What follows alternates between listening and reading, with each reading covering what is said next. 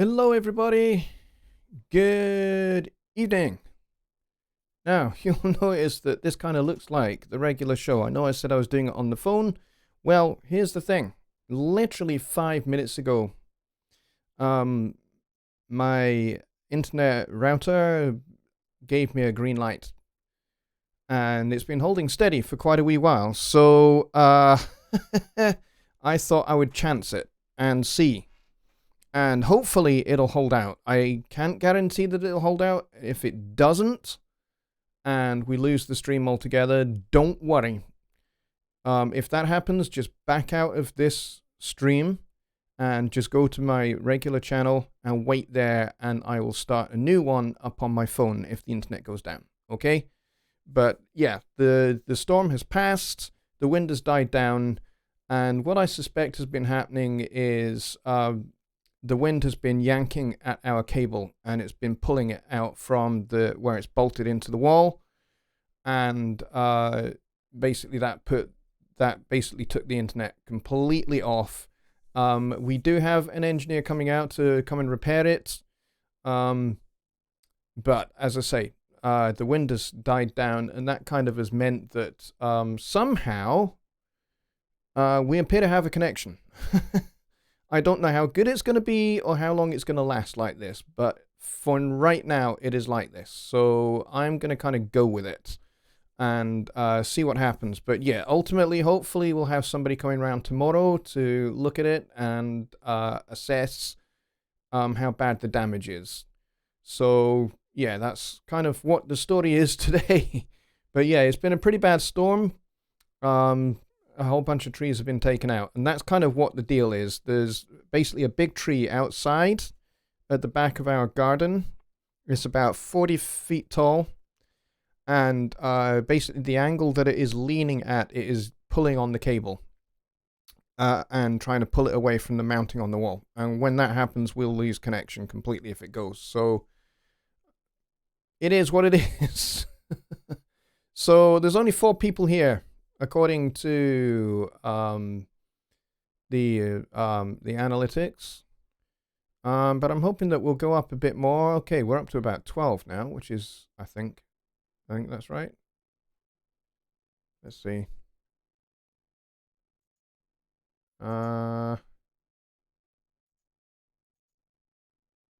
Okay, it's still saying there's only 4 people here. But that's okay. I'll take however many people we have tonight. This might be a bit of a damp squib of a show, so we'll see. So who was first in the door? Ken Moss was first in the door. He says hi all. Dwayne was right behind him. Bill Shep is here. Kyle is here. Just Bob is here. Thomas is here in the Philippines. Hey Thomas, good to see you, mate. And Just Bob says, yay, Johnny's on. Get to relocate to my summer place. At least that's what I now call my computer area during this lockdown.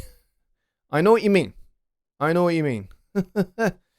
Lorenz is here. Who else is here?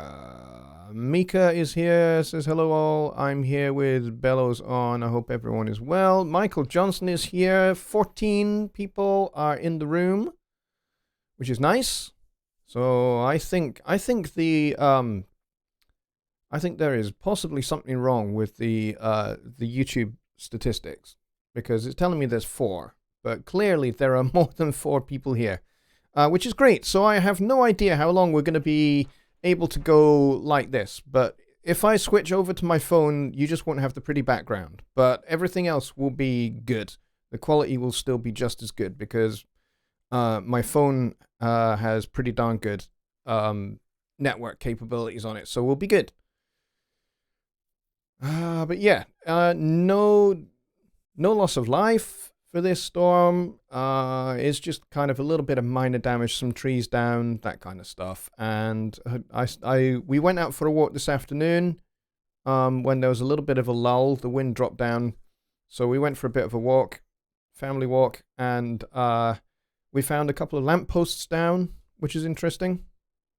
So we've had some pretty high gusts. I think it's gusted up at like 95 miles an hour. But yeah, for the most part, it is good.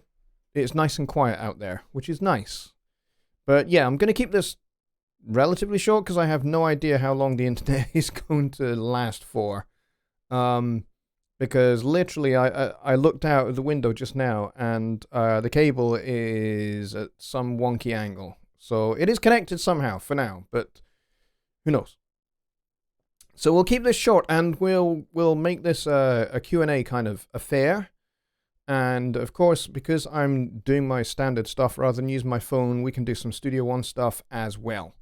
So we can do all of that. We can do all the regular stuff, and so I can demonstrate stuff as well as required.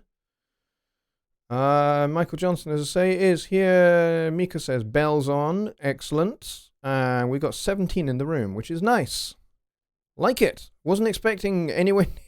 To be honest, I had no expectations for tonight at all because I just had no idea. I'm going to switch the piano on just in case we need it, which we might. If you guys have got a harmony or melody or anything like that related question,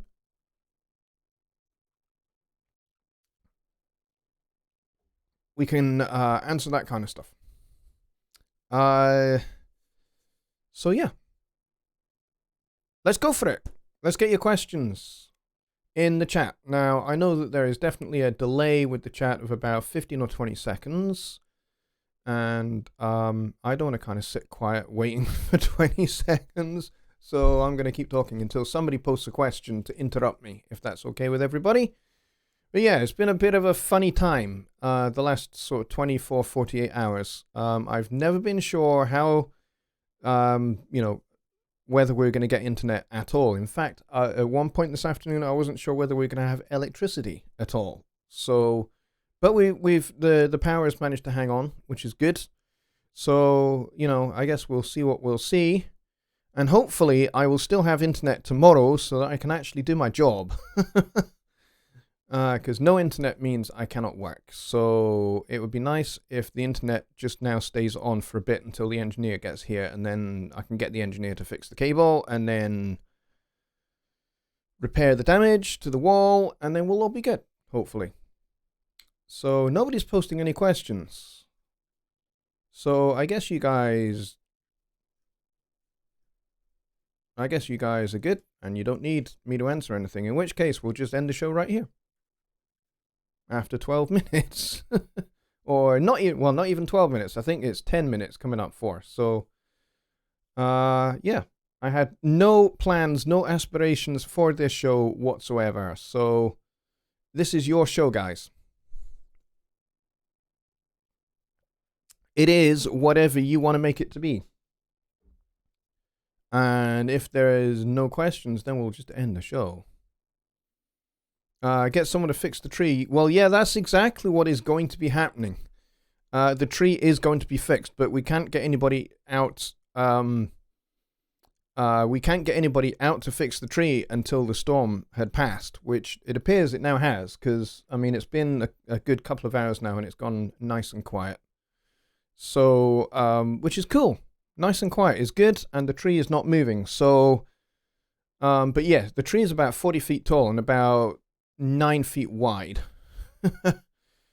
So it is going to come down, and that should, once we've repaired the cable and we've repaired the point where it comes into the house, then we should be good. We should be good, and no more, even if there are storms, it shouldn't affect us at all in the future, hopefully.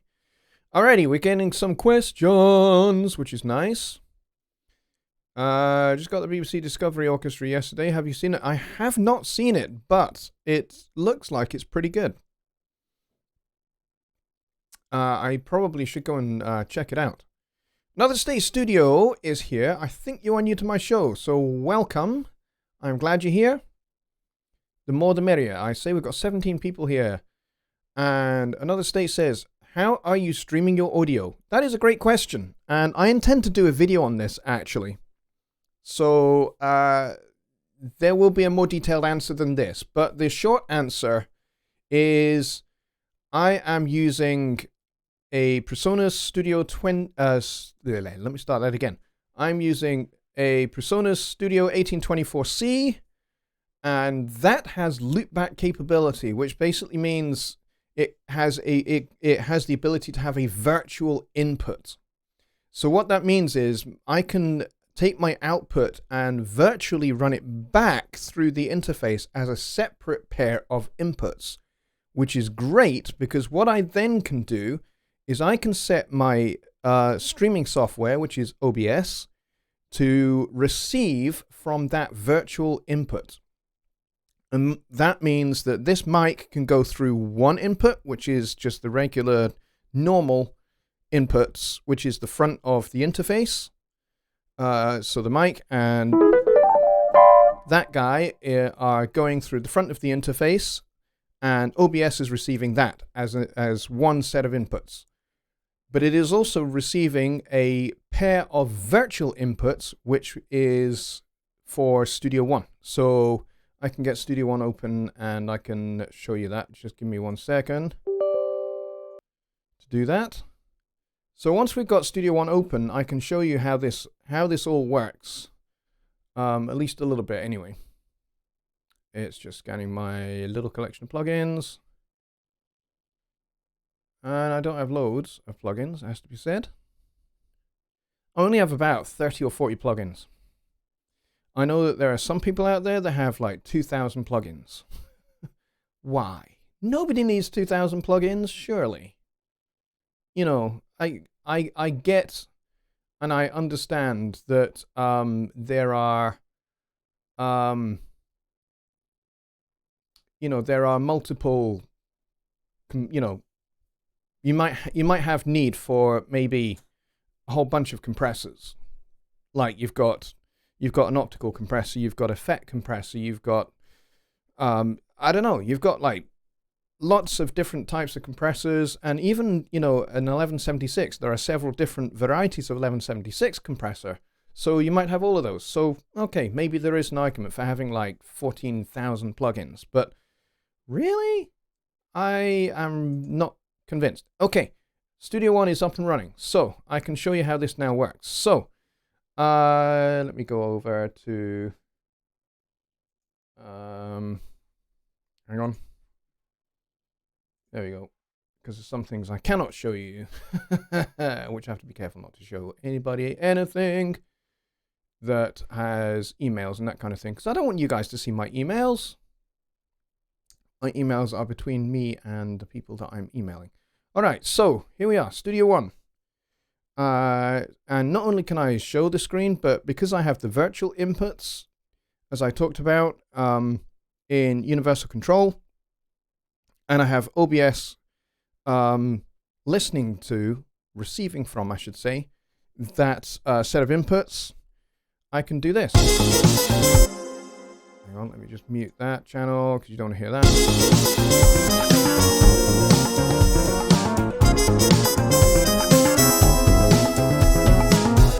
So you guys are, perfectly able to hear my Studio One audio because of the virtual input. Now, if your interface does not have that loopback capability, then you're not going to be able to do that. You're not going to be able to do it that way. So let's say you've got something like, I don't know, the AudioBox USB 96, for example. If you've got something like that that does not have loopback capability, you're not going to be able to have your voice and Studio One going into OBS at the same time. It just will not work. And the reason why it will not work is because of the way, let me preface all of that and say, if you're on a Windows machine, you'll not be able to use an interface like that. And the reason why it won't work is because of the way Windows handles ASIO. And it's not a bug with Windows, it's actually by design. They designed it that way. Don't ask me why, but they did. So it works on a Mac because what you can do with a Mac is you can create an aggregate device, which is like a virtual device within the operating system, and you can therefore have a whole bunch of sets of inputs into something like OBS. So, a lot of content creators like Joe Gilder, Gregor from Presonus, They use Macs, and they use software like ScreenFlow, and they only have the one interface. But the reason why they can get away with that is because they can have a virtual interface inside of their software, and so it works. On a Mac, that's how you get around that issue. It's kind of built that way in a Mac, but on Windows, it isn't built that way. So what happens on Windows is ASIO uses the interface, and it stops any other requests from any other sound device to access the interface, which is why, people will try and do a stream and they'll find that they don't get any audio out of Studio One. All they get is their mic, or the other way around. And that's to do with how ASIO works on Windows, which is why if you've only got the one interface, you need an interface which uses loopback. If you don't have that, then you're going to have to create another way to do it. There are virtual interfaces that you can get, like Voicemeeter, for example, is a good option. It's virtual. You don't need to do any cabling, but the thing is, it's another piece of software that is sitting on your RAM and it is using processing power. Okay? So the other way that I used to stream before I had the 1824 was because I did have an audio box. And what I did was I ran a pair of cables from the outputs on the back of the audio box and into the PreSonus monitor station, which I've had for several years. And then from the PreSonus monitor station, I sent the signal two ways. One pair of cables went into my speakers so that I could hear what was going on. And then the second pair of cables went into a second interface. And then you just set OBS to listen entirely to that second interface.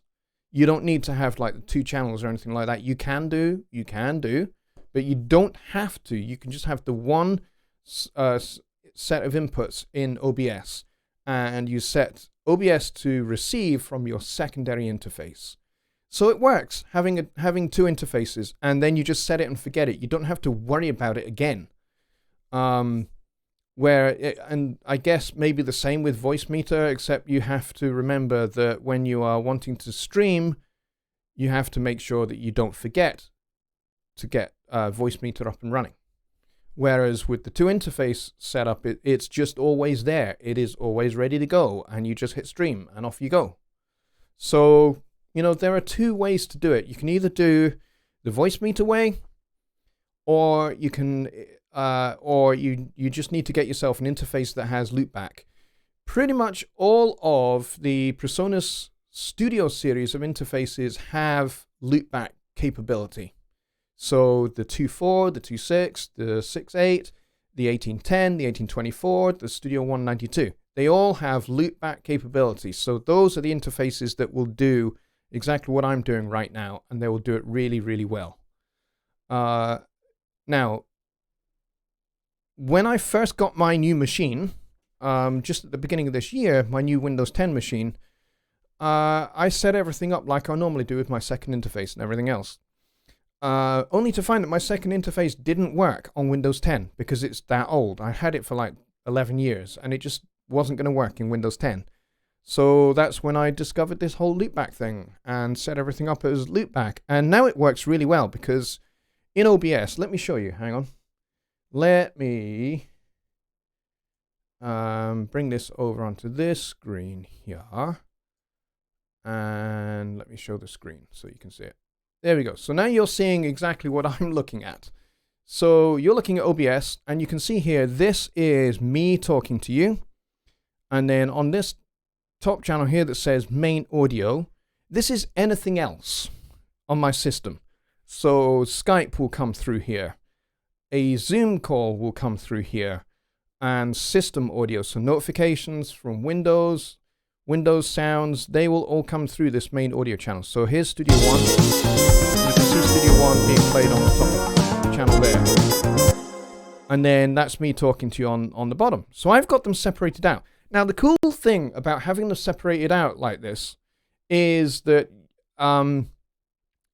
I have this channel set so that there are no effects on it. If I click on this little cogwheel here, and I think I go to, do I go to filters? Yes, I go to filters. And as you can see here, I have an expander running on this mic channel. The reason being, I want to eliminate as much of my room tone as possible.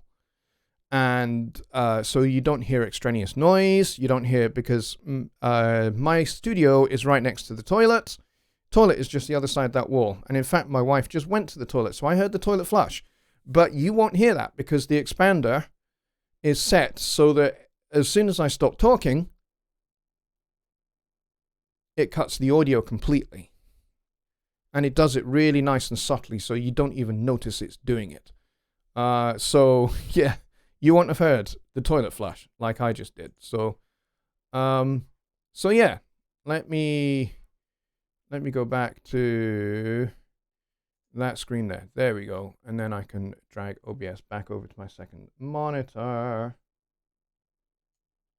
So yeah, so I have an expander set up on my mic channel, and then the Studio One audio I have no processing on at all. So there you go, another state. I hope that that helps you with that question. He says, thanks for explaining the audio path for streaming. Yeah, it works really, really well. And it's not actually that complicated to set up. It really isn't. You just got to get your head around the fact that you are setting up two inputs in OBS. You're setting up one for your mic and then the other for Studio One, because otherwise it won't work. If you're on a Windows machine, if you're on Mac, you don't have to worry about such things. Okay. Let's see, what other questions do we have? Just Bob says, how do you mimic, or can you mimic, a fretless bass sliding up down the fretboard on a keyboard with a virtual instrument? You can if you have something like eBass, which is in the Persona shop right now. You can go get that. It is really, really good, because it does actually have some articulations for a fretless bass. And it sounds really good. But as I always say with virtual instruments, you need to think like you're actually playing the real instrument as you try and do it on the keyboard. Otherwise, even with the best virtual instrument in the entire world, it still isn't going to sound like it's realistic. Do you know what I mean? Do you follow what I mean? So the best way is to get yourself, number one, a really good virtual bass. If you're serious about getting a good quality fretless bass sound, is get a really, really good quality fretless e-bass or virtual bass, whatever you want to call it. And there are plenty about there. There's Easy Bass. There's Easy Bass, I think, has just come out, actually, just been released. But there is eBass, which is, as I say, in the Persona shop. You can go get that. And there are a few others. There's Virtual Bassist, which is actually Virtual Bassist. I forget who makes that now, but Virtual Bassist is really good. I have used it. There's another one, an older one. Excuse me, which, oh gosh, what was it called? Trilogy. I don't know if that's still around or whether it's even works on Windows 10 or on Mac Catalina or anything like that. I don't know whether it still works, but Trilogy was really good. That was one of the better virtual bass players that I have ever heard. So yeah, so articulations, using the right key switches, and then thinking like a bass player is the key. You know, fretless bass players, being a fretless bass player, hang on a minute, go back to my fretless bass. You're not going to be able to hear it because it's not plugged in. And I don't want to wake my kids up or anything, but being a fretless bass player, you know, one of the things we're not doing is sliding.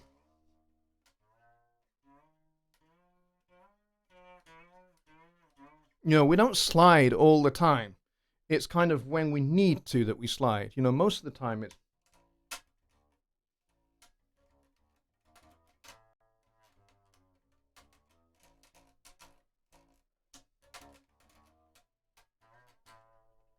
You know, I slid there.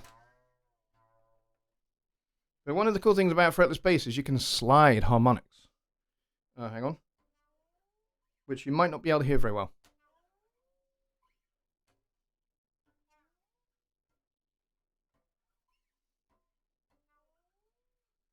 Sliding harmonics is great fun. But yeah, you're not going to be able to hear it very well because it's not plugged in.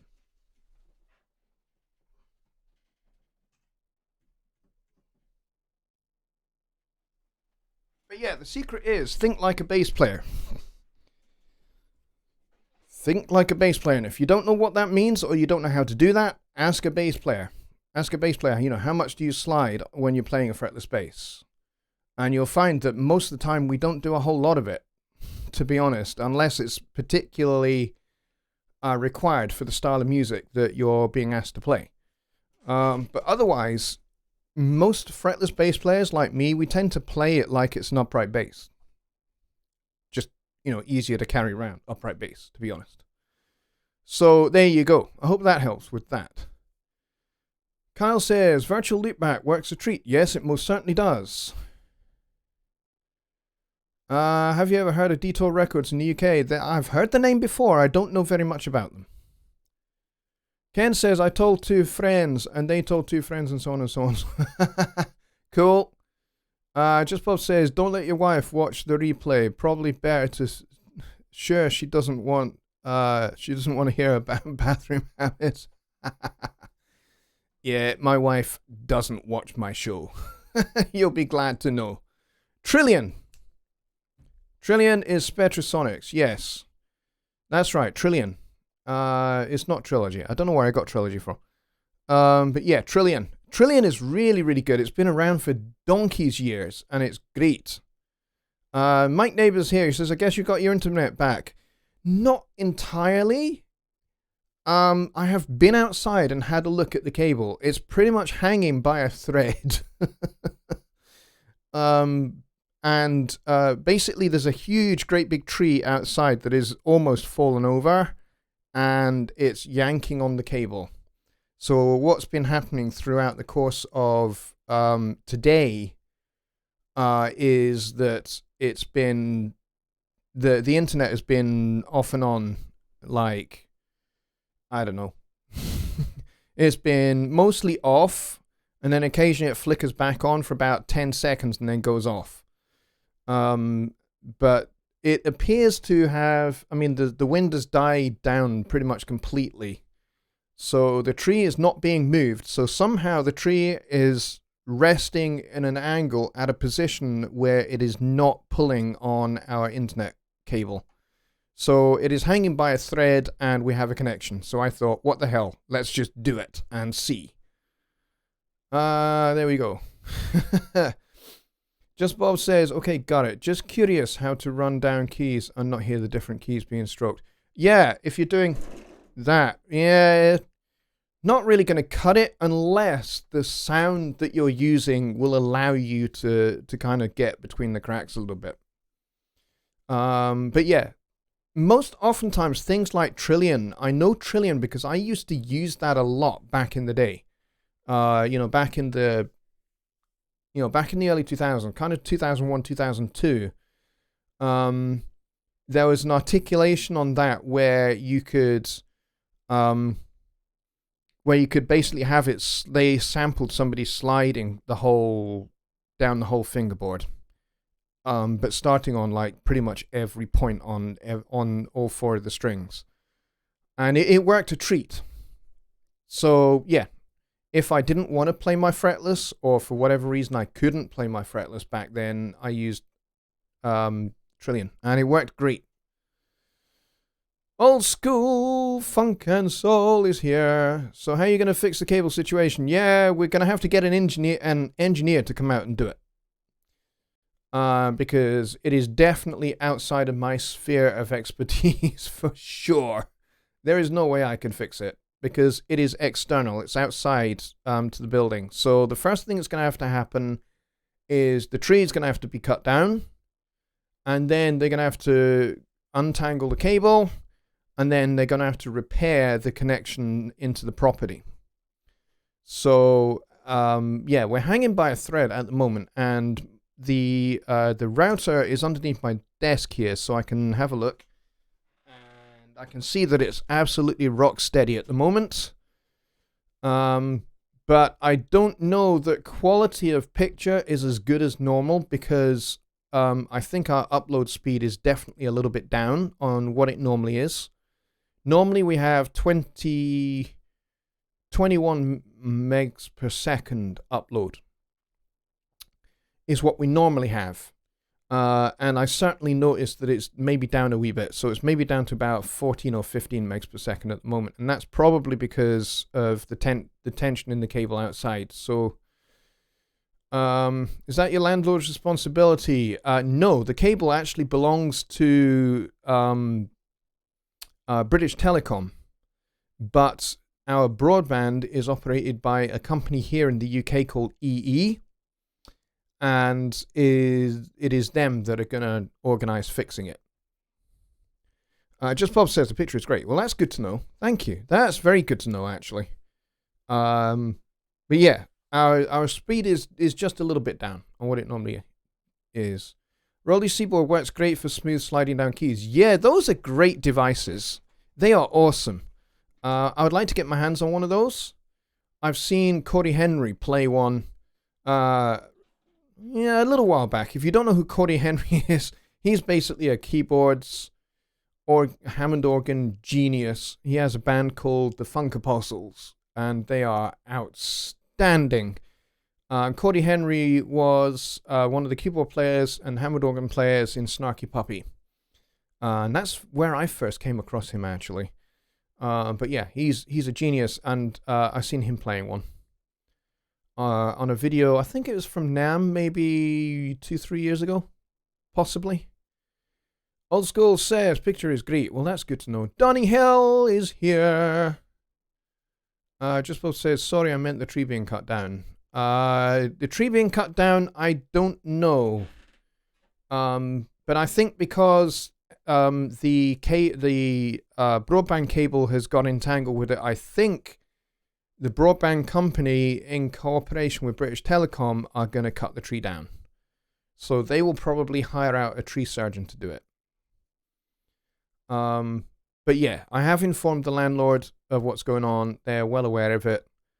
There's been a little bit of damage out the back. So we will see what happens.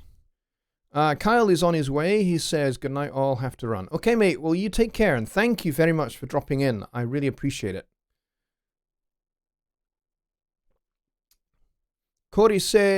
Ken says, Cory. I wish Cory was here. That would be great. Ken says, Cory Henry is awesome. Did Killing Me Softly with a guitar sound on the Rolly that blew my mind. He also plays, oh, what's it called? It's kind of like it looks like a lap steel guitar, except it's vertical rather than horizontal, and it kind of goes out in front of you and has like about 25 strings, I think. What's it called? I think it's called a Harpsichord or something like that. I can't remember, but I've seen him play one of those recently, and it just sounds absolutely gorgeous. And it's like you're tapping the strings, like you would if you had it on your lap and you were tapping the strings. That's what he does, and it sounds amazing. Sounds epic. Bill Shep says, I saw a Michigan band use the Seaboard live last summer. So one at Guitar Center in January and played around with it. With the new germ issues, there won't be much playing with floor module. Yeah, I think you're right. Well, from what I can gather, I'm pretty sure that Summer NAMM is going to be gone. I don't think it will happen. I'm pretty sure about that. I know there's been a whole bunch of other... No, it's not pedal steel. It's called a Harpsichord, I think. I'm going to have to look it up because I can't remember. Let me see. I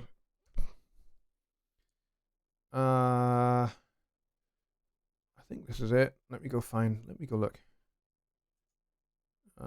Yeah, it's called a Harpsichord. I'll see if I can find a picture of it. Hang on. It's got 2 J's in it.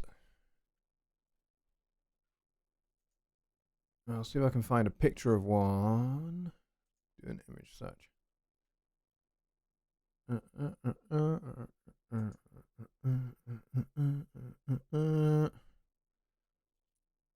see if I can show you this. Here we go. So this is what it looks like over here. And it's called the Harpsichord. Spelled with 2 J's and an I. It's like piano meets guitar. And they are actually pretty expensive. They are seriously expensive instruments, but they are a thing of beauty. And they are, I think they're made by Marconi amongst other manufacturers, but I think they're invented by Marconi. And I would quite like one of these if they weren't so expensive.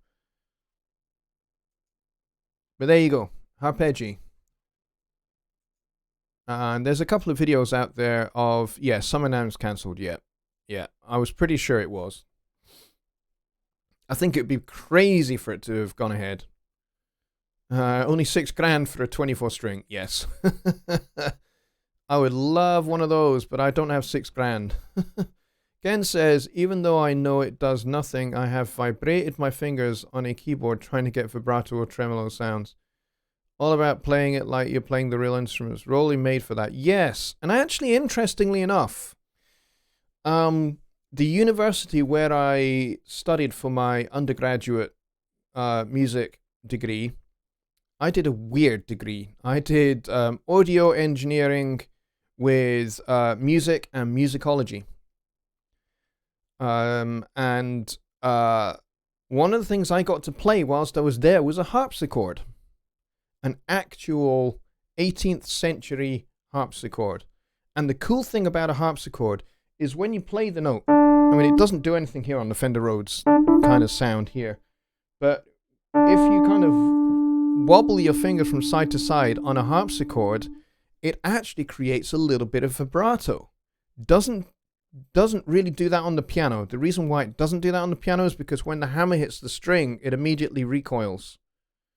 Whereas on harpsichord, the I forgot what they're called. They're like little plectrums, and what they do is they kind of strike the string at an angle, kind of a little bit like a guitar, but it's not quite the same angle, and the strings are a little bit thinner.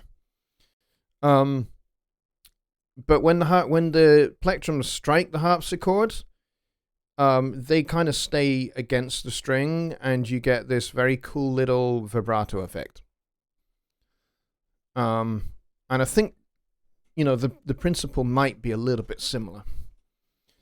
So there you go. $6,000 for a Harpsichord. I would love one of those babies because they are epic. And they sound beautiful. So we got 20 people here for something where I said, hey, I'm going to do it on my phone. But as it happens, I thought, let's chance our luck with the internet connection and we'll see how far we get. And so far, we have been going for 40 minutes, which is pretty impressive. I didn't think we'd make it. So we'll have to wait and see what happens. Hopefully it will hold overnight, and when I get in here in the morning, I will be able to work. That'd be great. My neighbor says the only sound more annoying than a harpsichord is bagpipes. I think I've actually got a harpsichord on here. Hang on. Let's see. Do I have a harpsichord? I bet I do. I've got to find it.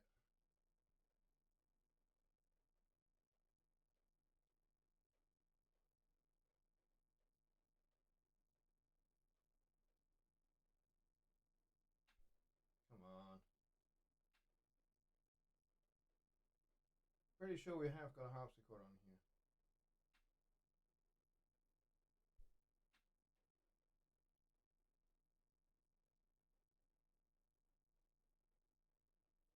Let me see.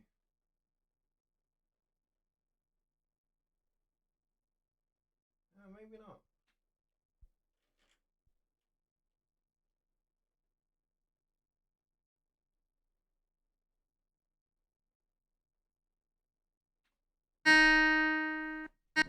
Nearest thing we've got is a clavinet.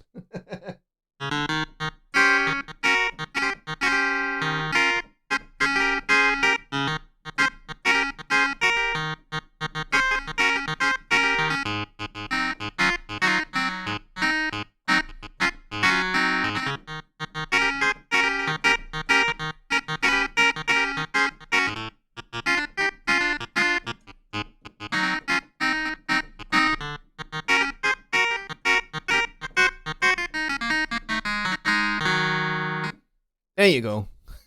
Mike says, no!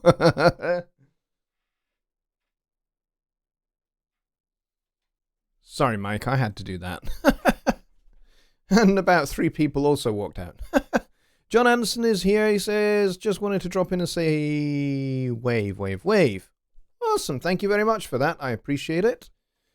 To be honest, I really had no idea how many people we'd get in. Or how long internet would last. But it's done pretty good, I think. I think we've done pretty well. And I've nearly made it through a cup of tea, which is amazing because most nights I don't. All right, any more questions? We've got about... I'm happy to go on for a little bit more. I'm happy to go on for another 15 minutes if the internet holds out.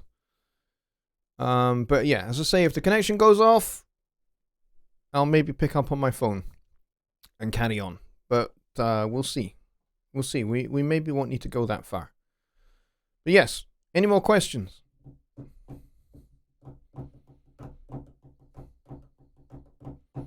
Otherwise, I'm going to do drum rudiments on my mixer. Which I'm sure nobody wants to hear. Or I could play a little bit more harpsichord.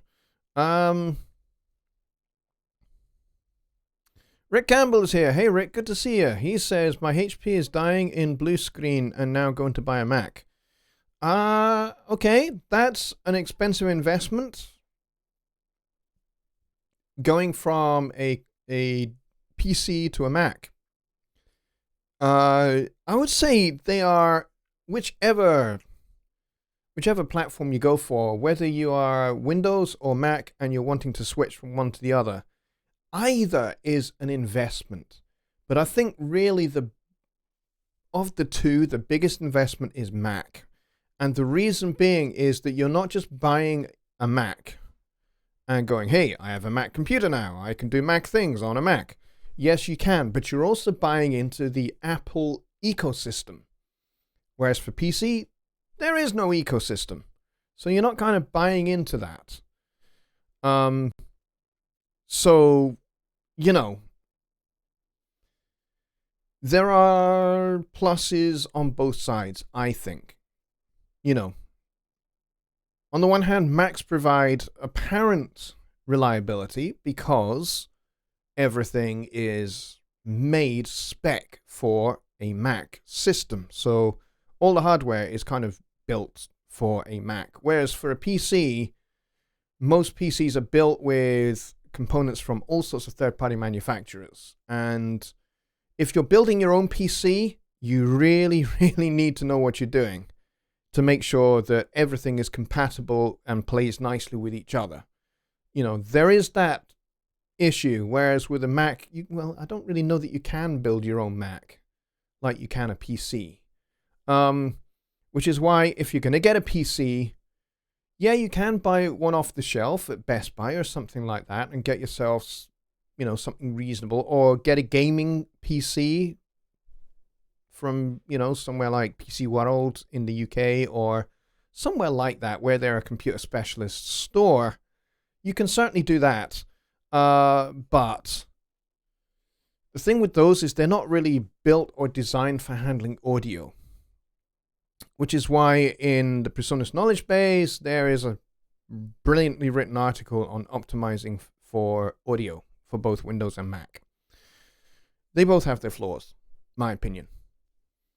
Let's see. Bill says, my M Audio Axiom has single channel aftertouch. I was hoping it would be more useful for vibrato, but it's a little strange to use. Yeah, I don't think I've ever used one of those keyboards, I'll be honest. I have no idea how that works. Donnie asks, what's new at Presonus? Anything you can talk about? Nope. I cannot talk about anything that is coming down the pipeline. I'm just not allowed to.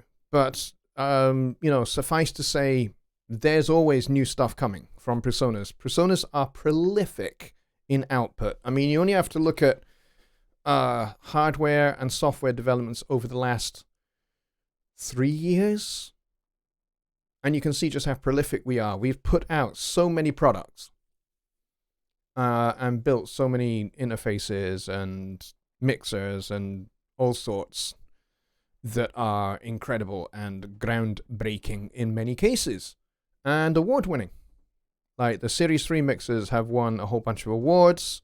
The Studio series of interfaces have won some awards as well. Studio One just keeps on winning awards without trying. You know, we're pretty prolific at output, so you can pretty much guarantee that in any given quarter of any year, there's going to be something new that we come out with. So, you know, you're never going to get bored with Personas, that's for sure. So, no, I can't talk about anything new. And, you know, I know that what a lot of people want me to talk about is any future builds for Studio One, which, of course, I definitely cannot talk about. And, you know, hardware products that we might be coming out with, can't talk about any of that stuff. Suffice to say, it's always exciting. There's always something incredible around the corner. So there's lots to look forward to. Let's see. Another state says, thanks for being on today. Just want to share. I'm not really sure what that says. Just want to share will worth it keys. The Yamaha P125 for $400 has a fourth extra layer of sampling. Didn't know that. And is an amazing keyboard in case someone's looking for an 88. I didn't know about the extra layer of sampling. That's for sure. About the P125. P125 is actually pretty good. In fact, most Yamaha stuff is pretty good. This here is the Yamaha QS300. I got this in 1994. Yeah, 1994 I got this. All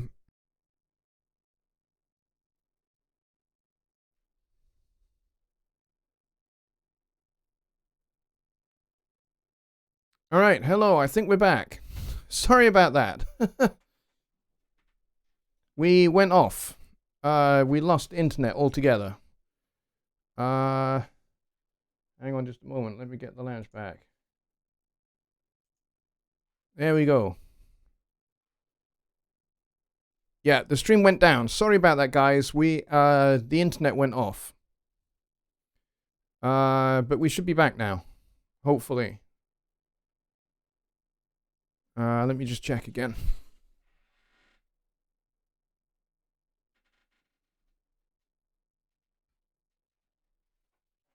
Yeah, it looks like we're back. Sorry about that, guys. I have no idea what happened there. Other than the internet went off. So, stream is looking good and looking healthy. I have no idea where I was before the stream went down. So, if somebody could remind me what I was talking about, that'd be helpful. Let me catch up with the chat because you guys have been talking whilst we went off. Running Personas 1824 says Rick. Yep, you have loopback available in the 1824. So streaming is dead easy with loopback. Rick says I just started looking today. 32 gig RAM, i7 2 terabyte. Nice. They're going to expand the library of sounds for the Atom. If they have, I missed it. There's all sorts of new sounds and stuff in the Persona shop that have been put up over the last wee while. Go and have a look. Go and have a check. We don't tend to do particularly, big announcements about such things. They just get dropped into the shop and they're there. Let's see. Do you have a favorite EQ or compressor for stock plugin in Studio One 4.6? Yes. My favorite EQ and compressor is the Fat Channel. The Fat Channel is awesome. Especially if you get the Fat Channel Collection Volume 1 to go with it. And you can buy the whole collection for quite a stack of cash, But there are little bundles that you can get as well. The classic bundle is really, really good. That comes with a good chunk of emulated EQs and plugins, EQs and compressors, sorry, that just drop straight in. So you could definitely go and get one of the bundles for the Fat Channel. They are great. I mean, the ones that are already there, the 1176 style compressor, the LA2A style compressor, those are really, really good. And definitely comparable with some of the top well-known plugins like it, like the ones from Waves or the ones from Universal Audio. They're pretty darn good. They're pretty darn up there, to be honest. And the same with, you know, the EQs. You've got a nice passive EQ, a nice vintage EQ, kind of a Neve style EQ, and a Pultec style EQ. They are really, really good, my opinion. Definitely worth getting. Let's see. Made it 53 minutes. I think that's pretty good. Yeah, we did pretty good until it went down. So I'm glad we're back, though. And I don't know. I think, you know, it's going to be touch and go. I mean, I don't think it's the wind this time. I think it's more probably the tree is just kind of shifting position a little bit. And who knows? It may just yank the cable right out the wall. And if it does, internet will be down for probably a few days. Let's see. You're talking about the keyboard. Yes. I think I was talking about this guy. I got this in 1994. And it was one of the first ones that came in to the factory from Yamaha. Straight in from the Yamaha factory. As soon as it arrived in the UK, they sent me one of the first ones. And I demoed them around in London at a few trade shows. And back then I had a good relationship with Yamaha. Nowadays, it's been like 25 years, so don't have that relationship with them anymore, but that's okay. Last thing, you had the Yamaha since 1994. Yes. Thank you, guys. Could you help me in setting up configuration for Studio One? I'm using a Soundcraft UI24R. I don't have one of those. Soundcraft do make exquisitely good mixers. And I don't know how they work as an interface. I would say take a look at the Soundcraft website, look at your model, and see what you need to do. I don't know how many channels of input it will let you have as an interface into a DAW. You could probably look that up on the Soundcraft website.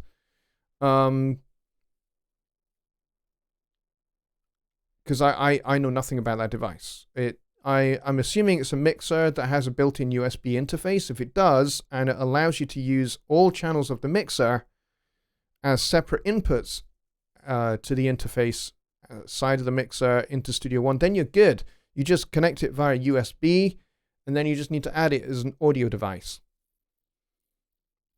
Basically, you just go to, if you're on Windows, you go to Studio One, and then Options, and then Audio Setup. Look, tell you what, why don't I show you that? That's easy enough to do. All right, so when you're in Studio One and you want to set up an audio device, you go to Studio One on Windows. If you're on a Mac, you'll go over here somewhere to Preferences. But over here in Windows is Studio One, and then Options, and then you go to Audio Setup, Audio Device, and then your device will be here listed. I've got all of these kind of listed, but the one I use is my Studio USB, so you set it up here, and then you go into Song Setup, and you go to Audio I/O Setup, and you should be able to see in this matrix here what you've got available to you. I'm actually only got set up the first two inputs. Actually, the first three. I've got 1, 2, and 3.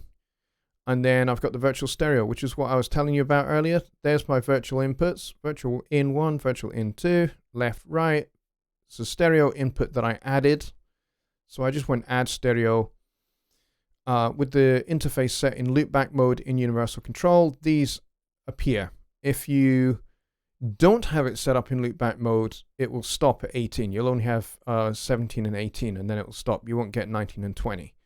But if you have it in loopback mode, you'll get virtually in 1, virtually in 2. Just create a stereo input and then set those up. And then that is what OBS will listen to. There you go. That's kind of a bit more of a detailed way of showing you how to do that. But yeah, see how many inputs that the Soundcraft mixer allows you to have. And then you are golden. And hopefully we will stay connected now. So I hope that answers your question. You'll need to have a look at what Soundcraft will let you do, and also set it up in audio devices like I showed you just there. Just Both says, good show, you do really well with no plans. Always fun and insightful. Anyway, you got to run, dinner is ready. Okay, cool. Well, I mean, we are at 1 o'clock. We did 53 minutes without stopping, and then we were off for about 2 minutes, and you didn't hear me swear. Yay! So there we go. I think we've done pretty well, actually. We only dropped offline for a couple of seconds. I don't think it was very long. I think it was maybe a minute or two, and I basically had to end the stream and then restart the stream. But we should be good. Mike Neighbor says, as digital mixer, Soundcraft is capable of multi-track recording from what I just read on Sweetwater. Well, there you go. If it's capable of multi-track recording into a DAW, then you should have the full range of audio inputs for the mixer available to you over USB, I would imagine. And then you just set it up as an audio device in Studio One via the options that I just showed you, and you should be good to go. And then you just add all the inputs. I have an abundance of inputs. I have like 17 inputs that I could add. I could add my entire input matrix, but I haven't been bothered to do it, to be honest, because at the moment I'm only using 3 of them. I'm only using this for the mic, then an input 2 for this guy here, and then I have MIDI input into the back of it, and then I've got a third mic input just in case I have another artist in here, and I've always got it available. I can just chuck a mic up and we're good to go. But yeah, pretty much at the moment that's all I'm using. So the 1824 in that respect is a little bit overkill for me, but it's handy to have all of those inputs available just in case I do manage to squeeze a band into the back here, but unlikely. But yeah, that should work for you perfectly. You should be able to set that up. And the other thing there is in that menu, you should also be able to set up your latency path as well. So either the hardware latency path or the software latency path. You should be good for those, and you should be able to make use of all of your inputs. So there we go. 1:05 in the morning, and we did a full show. I'm amazed. I didn't think we would. So who knows what tomorrow will hold internet-wise. I hope it does hold up and it does stay online so that I can actually do my job tomorrow, because it is Memorial Day for you guys over in the States tomorrow. I hope you have a great time remembering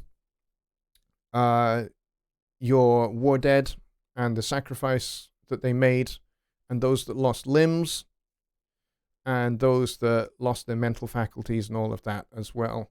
So have a great 3-day weekend.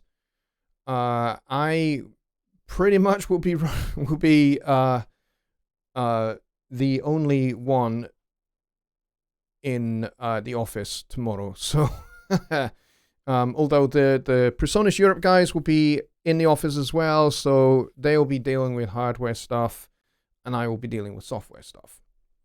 But the US office is going to be closed tomorrow, obviously.